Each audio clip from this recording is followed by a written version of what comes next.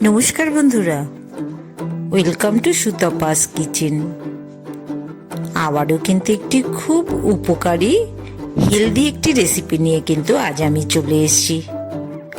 সোয়াবিনের রেসিপি, খুব মজাদার রেসিপি। সোয়াবিনগুলোর মধ্যে কিন্তু অনেক ডাস্ট পার্টিকেল মিশে থাকে, এই জন্য সোয়াবিনগুলোকে কিন্তু খুব ভালো করে ধুয়ে নিতে হয়। হাত দিয়ে চটকে চটকে কিন্তু আমি ধুয়ে নিয়েছি। এবার একটু গরম জলে ডুমো ডুমো করে আলু কেটে রেখেছি। সোয়াবিন আলুটাকে একসাথেই কিন্তু আমি বয়েলড করে নেব। তার জন্য একটা তেজপাতা দিয়ে দিলাম, সাথে কতগুলো এলাচ আর লবঙ্গ, এক টুকরো দারচিনি দিয়ে দিলাম। খুব বেশি দারচিনি কিন্তু আমি ব্যবহার করিনি। একটা টমেটো কিন্তু কেটে 4 টুকরো করে একই সাথে বয়েলড করে নেব। হাফ চামচের মতন লবণ দিয়ে দিলাম। দারচিনির ব্যবহারটা আমি তুলনামূলক কম করি, এর কিন্তু একটা উগ্র গন্ধ আছে। তোমরা তোমাদের ইচ্ছে মতন ব্যবহার করবে। জলটা কিন্তু পরিমাণ মতন দিয়ে দেবে। দেখো, যতটা পরিমাণে আলু সোয়াবিন আছে সেটা জাস্ট ভিজে যাবে, ডুবে যাবে, কিন্তু তার উপরে কিন্তু জল দিয়ে আমি কখনোই বয়েলড করি না। এইভাবে কিন্তু প্রেসার কুকারে একটা সিটি দিয়ে কিন্তু আমি নামিয়ে নেব। এই যে ছোলার ডালটাকে ঘন্টা 2 আমি ভিজিয়ে রেখেছিলাম। এবার একটা বাটিতে কিন্তু আমি ঢেলে নিলাম। সাথে একটা বড় পেঁয়াজ, 4 কোয়া রসুন, এগুলো কিন্তু পেঁয়াজটাকে কিন্তু কেটে বেশ 8 টুকরার মতন করে নিয়েছি। 8 টুকরো পেঁয়াজ দিয়ে দিলাম, 4টে কাঁচা লঙ্কা দিলাম, 4-5টা রসুন কোয়া দিলাম, 2টো তেজপাতা, 2টো শুকনো লঙ্কা আর বেশ কয়েকটা গোলমরিচ দিয়ে দিলাম। গোলমরিচ কিন্তু খুব ভালো টেস্ট আনে রান্নায়। আর হাফ চামচের মতন কিন্তু আমি বাটার মিশিয়ে দিলাম। এবার তোমাদের তুলে আমি দেখিয়ে দিচ্ছি। দেখো, আলু সোয়াবিনটা কিন্তু পারফেক্ট বয়েলড হয়েছে। খুব বেশি কিন্তু বয়েলড করে নিলে পরে কিন্তু ভাজার সময় সমস্ত গলে যাবে। একটা সিটি দিয়ে নেবে, কিংবা তোমরা যারা অসুবিধে মনে করো কড়াইতে বয়েলড করে নেবে। এবার আমি ছোলার ডাল, যেটাকে আমি রেডি করে রেখেছিলাম, সেই ছোলার ডালটাকেও কিন্তু বয়েলড করে নিচ্ছি। এবার তোমরা কিন্তু জলের পরিমাণটা খুব ভালো করে দেখে নাও। 1.5 কাপ জল দিলাম। এই 1.5 কাপ জল কিন্তু আমি পুরোটাই ব্যবহার করব। হাফ চামচ এক্ষেত্রেও কিন্তু লবণ মিশিয়ে দিলাম। সামান্য একটু হাফ চামচের মতন হলুদও দিয়ে দিলাম। মিক্সিং জারে দেখো, একটা বড় পেঁয়াজ, 5-6 কোয়া রসুন, 4-5টা কাঁচা লঙ্কা, হাফ টমেটো, সামান্য লবণ মিশিয়ে কিন্তু আমি একটা পেস্ট করে নেব। এদিকে একটা বাটিতে কিন্তু আমি মশলা, যেটা রান্নায় লাগবে, সেটাও কিন্তু রেডি করে নিয়েছি। 1 চামচ ধনের গুঁড়ো, হাফ চামচ জিরের গুঁড়ো,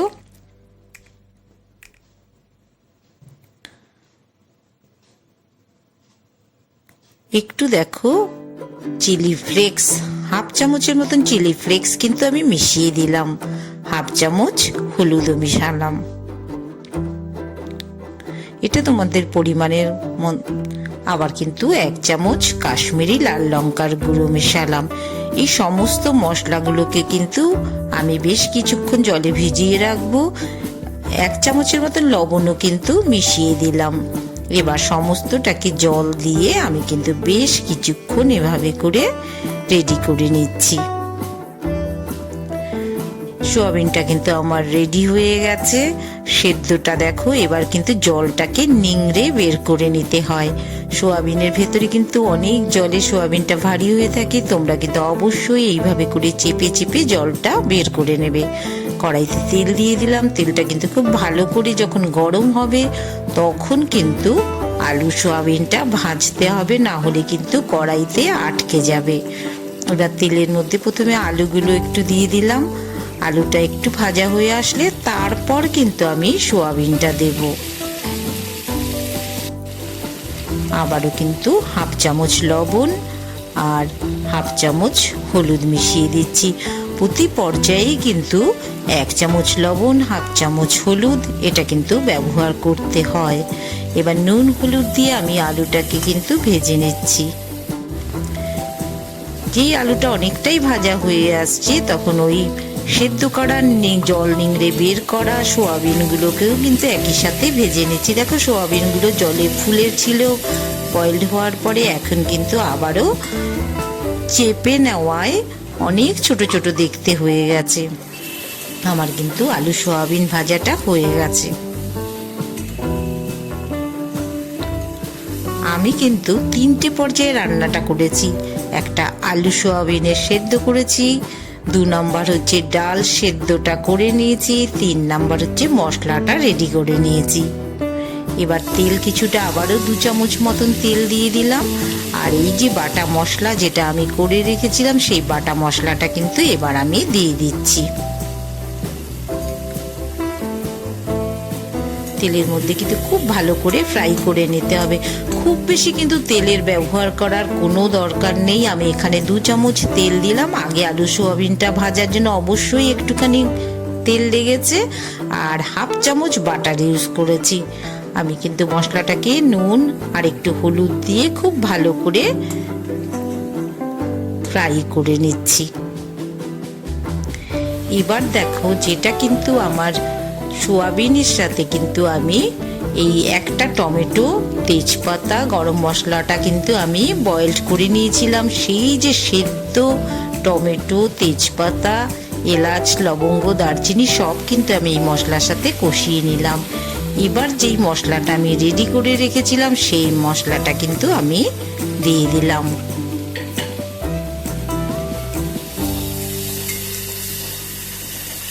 প্রথমে কিন্তু মিক্সিং জারে যেটা পেস্ট করে নিয়েছিলাম সেই মশলাটা দিয়েছি। যখন মশলাটা খুব ভালো করে পেস্ট হয়ে যাবে, এবার কিন্তু এই যে ছোলার ডালটাকে যেটাকে আমি বয়েলড করেছি এর সাথেও কিন্তু আমার একটা পেঁয়াজ, লঙ্কা আর কিছু গরম মশলা দেওয়া আছে।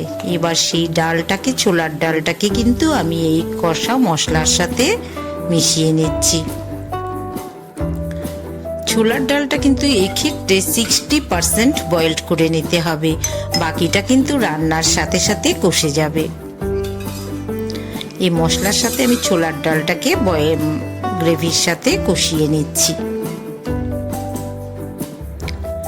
5 মিনিট মতন কিন্তু কষাতে হবে খুব ভালো করে। যখন কষে এসছে তখন কিন্তু আলু সোয়াবিনটা মিশিয়ে দিচ্ছি। খুব সুন্দর হেলদি রেসিপি। প্রতিদিন সোয়াবিন কিন্তু একইভাবে খেতে ভালো লাগে না, এভাবে একদিন সবাই করে দেখবে, খুব ভালো লাগবে। ছোট বড় সবাই কিন্তু ভীষণ ভালোবাসবে এই রেসিপি। এবার যে ডালের যে এক্সেস জলটা তাতেই কিন্তু আমি রান্নাটা কষিয়ে নেব।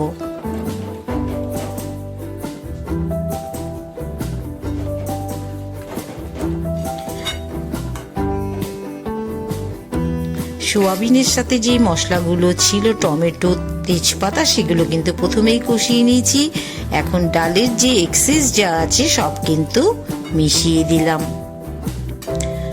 রান্নাটার কিন্তু মেইন ব্যাপার হচ্ছে খুব ভালো করে কিন্তু সবকিছু কষিয়ে নিতে হবে, না হলে কিন্তু কাঁচা গন্ধ থেকে যেতে পারে। খুব ভালো করে যখন মশলাটা কষে আসবে তখনই কিন্তু ডালটা মেশাতে হবে। ডালটা একটু বয়েলড হয়ে আসার পরে সোয়াবিন আলুটা মেশাবো। হাত দিয়ে দেখিয়ে দিচ্ছি, ডালটা কিন্তু অনেকটাই হয়ে এসছে, আরও সামান্য একটু কিন্তু সেদ্ধ হবে, তাই আর একটু জল মিশিয়ে দিলাম।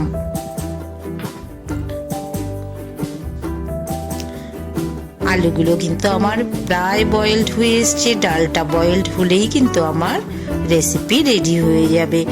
এইভাবে কিন্তু ডালটা বুঝিয়ে তোমাদের বয়েলড করে নিতে হবে। গ্রেভির সাথে সাথে রান্না হয়ে এসছে। শেষ পর্যায়ে আমি 1.5 চামচ চিনি মিশিয়ে দিলাম। দেখো কি সুন্দর থকথকে রেসিপি তৈরি হয়ে গেছে। এবার আমি একটি সার্ভিং বলে নামিয়ে নিচ্ছি।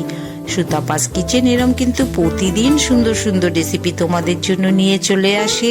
তার জন্য কিন্তু তোমাদের অবশ্যই চ্যানেলটাকে সাবস্ক্রাইব করতে হবে, আর ভালো লাগলে অবশ্যই একটা লাইক দিয়ে দিও, আর সাথে থেকো।